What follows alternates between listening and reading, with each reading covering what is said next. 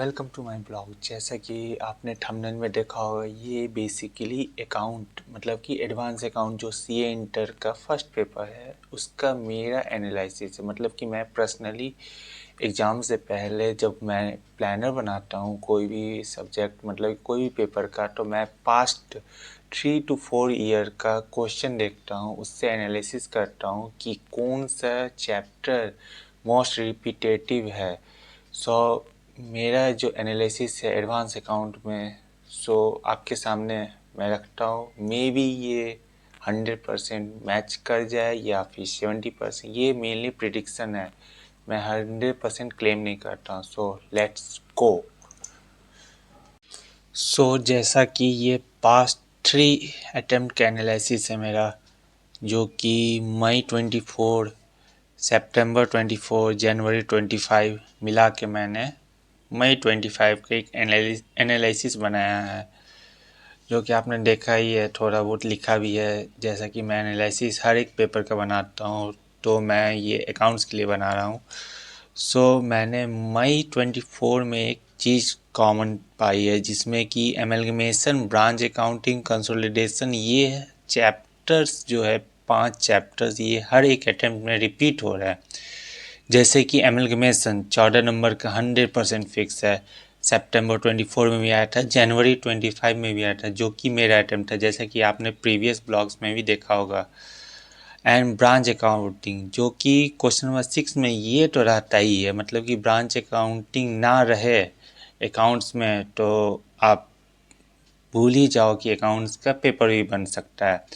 और ये कंसोलिडेशन मतलब कि अकाउंट्स का एक दूसरा जान है, मतलब कि ये कंसोलिडेशन आपको सीए फाइनल में भी दिखता है, जो कि पेपर नंबर 1 या 2 में भी एफआर का सब्जेक्ट में ये 14 नंबर का आता है। वैसे ही हमारे सीए इंटर में भी ये कंसोलिडेशन आपको 14 मार्क्स का मिल जाता है। कैश फ्लो ये भी आपको रिपीट होते रहता है। रिकन्स्ट्रक्शन, इंटरनल रिकन्स्ट्रक्शन, जो कि आपको हर अटेम्प्ट में दिख जाएगा।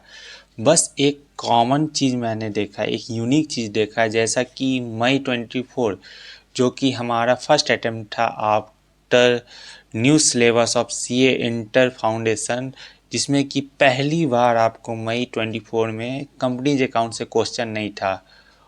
उसमें कंपनीज अकाउंट को स्किप किया गया था, और उसके बाद फिर सितंबर 24 में कंपनीज अकाउंट था, जो कि आपको कंपनी अकाउंट आने के कारण यहाँ पे आपको कंस्ट्रक्शन, इंटरनल रिकंस्ट्रक्शन, जो कि 7 नंबर का ही आया था, वैसे ही आपको जनवरी 25 में स्किप हुआ था कंपनी अकाउंट। और फिर आपको मेरा एनालिसिस करता है कि कंपनी अकाउंट इस अटेम्प्ट में रहना ही है 100%। जैसा कि आप AS2 को देख सकते हैं, AS2 यहाँ आपको 2 बार कंटिन्यू आया, उसके बाद फिर जैसा कि बाईबैक 2 बार कंटिन्यू आया, मई में नहीं आया। उसके इस बार अटेम्प्ट में शायद बाईबैक MCQ में जा सकता है, लेकिन डिस्क्रिप्टिव में आने का चांस थोड़ा रेयर है। और फिर आप लीज अकाउंटिंग देख सकते हैं। लीज अकाउंटिंग वो फर्स्ट ईयर मतलब कि मई 24 में जब सिलेबस चेंज हुआ था उस टाइम आया था। उसके बाद फिर एक अटेम्प्ट स्किप किया, सितंबर 24 में नहीं आया, फिर जनवरी 25 में। इससे एक चीज़ का सेट पैटर्न बैठता है कि जो चीज़ आपको मई 24 में आ रहा है वही चीज़ आपको जन 25 में मैक्सिमम थिंग्स, मतलब कि मैक्सिमम AS आपको दिखता हुआ आता हुआ दिख रहा है। इसी हिसाब से सितंबर 24 का मे भी ऐसा मेरा एनालिसिस है कि सितंबर 25 का जो सेट पैटर्न है वो मई 25 में आ सकता है। अगर ICAI कोई पैटर्न फॉलो करता है इफ़ इन केस, तो मे भी इस हिसाब से हमारा क्वेश्चन पेपर दिख सकता है। जैसा कि एमलगमेशन, जो कि अगर ये सब का वैल्यू भी करे, मार्क्स ऐड करे, जैसे कि एमलगमेशन में भी 10 मार्क्स का हो सकता है। ब्रांच अकाउंटिंग 10 से 14 नंबर का होता है, तो हम मिनिमम लेके चलेंगे। ब्रांच अकाउंटिंग जो कि 6 से 7 नंबर, 6 नंबर का फिक्स रहता है, 7 नंबर का भी दिख सकता है। कंसोलिडेशन ये आपको 14 नंबर का फिक्स रहता है। कैश फ्लो आपको MCQ में भी आ सकता है, और 7 नंबर का डिस्क्रिप्टिव, तो इस बार चांस है कि डिस्क्रिप्टिव आए। और फिर रिकंस्ट्रक्शन, जैसा कि प्रीवियस अटेम्प्ट में मैंने अभी बताया कि सितंबर 24 में कंपनीज अकाउंट 14 नंबर का आया था, जिसमें कि प्रॉफिट एंड लॉस और बैलेंस शीट दोनों को बनाने का था। बट इसमें जो कंस्ट्रक्शन, इंटरनल रिकंस्ट्रक्शन है, इस अटेम्प्ट में 60 नंबर का आया था, जो कि क्वेश्चन नंबर 6 का बी था।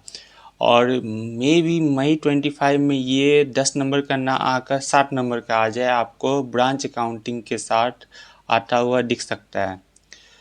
उसके बाद मेरा एनालिसिस करता है कि AS9 जो कि लास्ट कोई अटेम्प्ट में अभी तक नहीं जज किया गया है, तो मे बी इस अटेम्प्ट में अगर ICAI कुछ अलग सोचता है तो AS9 दे सकता है। उसके पहले अगर आप देखें तो AS2 जो कि पहला स्टार्टिंग का 2 अटेम्प्ट मई 24 सितंबर 24, इस 2 अटेम्प्ट में कंटिन्यूसली आया था।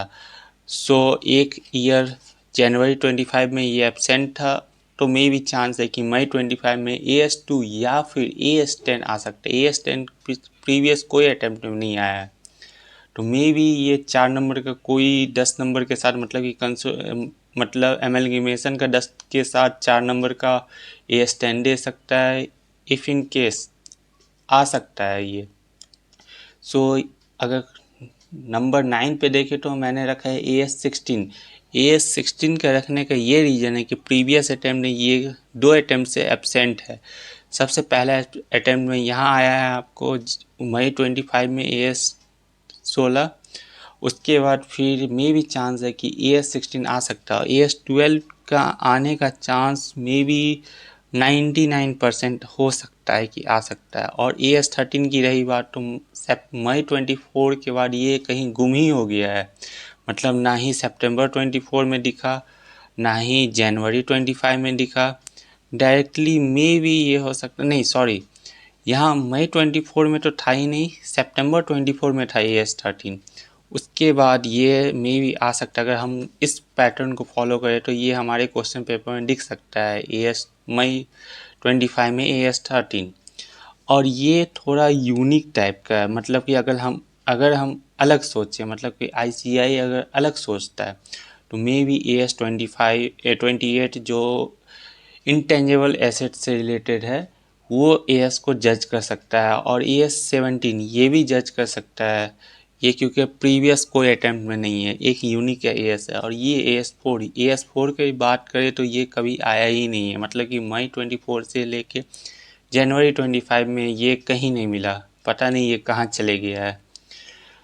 अगर मेरा एनालिसिस, ये जो चार्ट आप देख रहे हैं ये मैंने खुद बनाया, मतलब कि पास्ट 3 अटेम्प्ट का क्वेश्चन पेपर को, ये सारा 70 नंबर का है जो कि डिस्क्रिप्टिव आता है। 13 नंबर का मैं इस चार्ट में बात कर ही नहीं रहा हूँ, जो कि ये जो 3 अटेम्प्ट का क्वेश्चन पेपर, इससे एक एनालिसिस लेके मैंने ये कुछ गेस किया है, जो कि मैं हर एक सब्जेक्ट के लिए करता हूँ।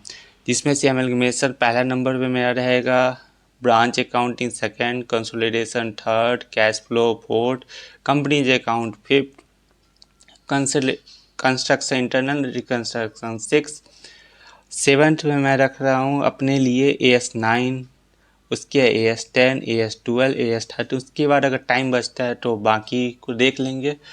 और वैसे भी ये मैं इस टाइप का कंटेंट, मतलब कि इस टाइप का ABC एनालिसिस मैं हर एक पेपर के लिए करता हूँ। इफ़ इन केस अगर आपको इस टाइप का कंटेंट चाहिए तो प्लीज़ कमेंट करें, and please like my video and please subscribe my channel. That's why मैं और भी इस तरीका का कंटेंट डाल सकूं। आज के लिए बस इतना ही। Thank you for watching and please subscribe, like, comment, सब चीज़ कर लीजिए। टाटा।